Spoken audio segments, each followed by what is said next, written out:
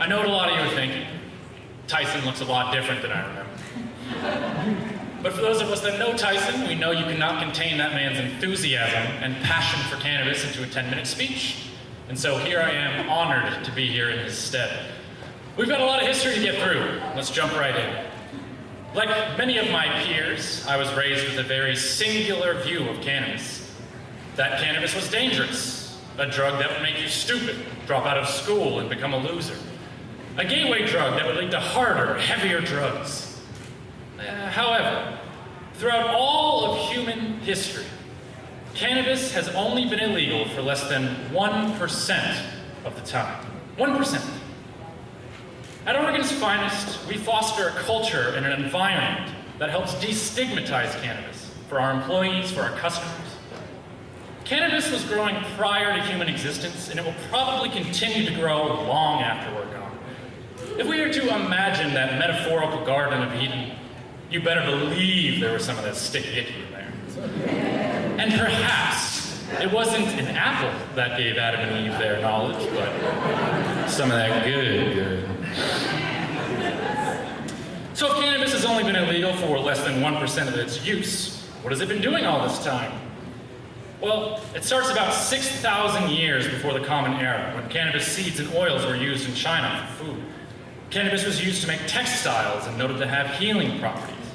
Cannabis is mentioned in almost every major sacred text, being it in one of Hindu's 7 sacred herbs, or listed by the Zoroastrians as one of the good narcotics. Cannabis makes its way to Greece and to Rome, Africa. Spaniards bring cannabis to the New World, introducing it to Chile. Angolian slaves brought cannabis with them to sugar plantations, allowing them to plant it between their crops of sugarcane. By the turn of the 19th century, Napoleon takes a team of scientists and they invade Egypt. Now, not only did they discover the key to deciphering ancient texts in the Rosetta Stone, but they also found that good. They bring it back to France. Now, everyone's pretty excited about this except, Napoleon himself, who introduces the first formal penalty in recorded history for cannabis. Now, maybe the little guy was just mad that the plants were slightly taller than he was. Now, cannabis makes its way into America as well. And by the 1850s, cannabis had entrenched itself in American life. In fact, it was listed in the U.S. Pharmacopoeia, a public standards of setting authority for all prescription and over-the-counter medications. It listed cannabis as a treatment for numerous afflictions. Cannabis in America became so en vogue that hash parlors began popping up all over the country. In fact, in 1853, hash parlors were so banging that in New York City there were said to be over 500 of these dens alone. In 1889, an article in The Lancet outlines the use of cannabis for opium withdrawals. 128 years ago, we knew cannabis could help with opium addiction, and yet today we still have people dying on the streets from heroin. Now we get into a little bit of the more modern times. And in the early 1900s, the US saw a large influx of immigrants from Mexico after the Mexican Revolution. These new Americans brought with them their language, culture, and customs, such as the use of cannabis as a medicine and a relaxant, which wasn't necessarily new to Americans at the time. But what was new was the way these new immigrants used cannabis. They smoked it. Smoking Mexican immigrants, sometimes referred to as a cannabis plant as marijuana. This is when we begin to see a paradigm shift with how we view cannabis. See, we were already familiar with the term cannabis because it showed up so frequently in our medicine cabinets. However, the term marijuana was foreign. So, unsurprisingly, when the media began preying on fears that the public had about these new immigrants, they started spreading propaganda about this marijuana, claiming that disruptive Mexicans, with their dangerous behaviors, were destroying the good moral fabric of society. Sounds a little familiar, doesn't it? In 1914, the Harrison Act in the US defined the use of marijuana as a crime. Within the next few years, the US begins to prohibit cannabis for non-medical use, beginning with California, Texas, Louisiana, and New York. In 1936, reefer madness is made to scare those youth away from the dangerous drug. Despite this, however, during World War II, imports of hemp and other materials, crucial for producing marine cordage, parachutes, and other military necessities, became scarce. In response, the US Department of Agriculture launched a Hemp for Victory program.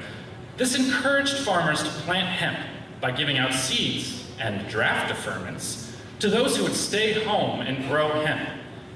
By 1943, American farmers harvested over 375,000 acres of hemp. Grow hemp for your country. It's the American thing to do. Despite this, in the 1950s, some of the most detrimental pieces of legislation, the Boggs Act and the Narcotics Control Act, established mandatory minimum sentences for drug-related crimes, including marijuana.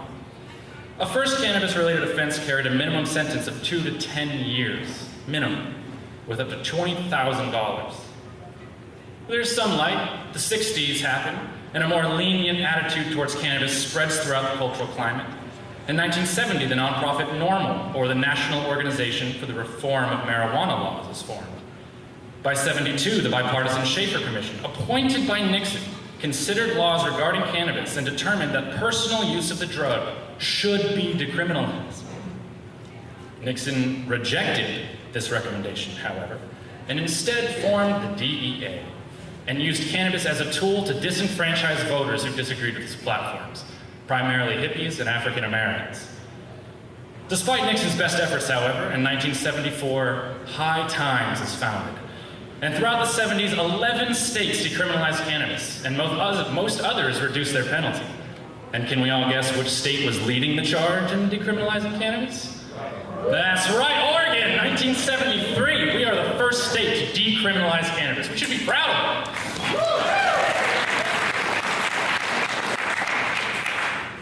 The 80s brought with us the advent of the internet.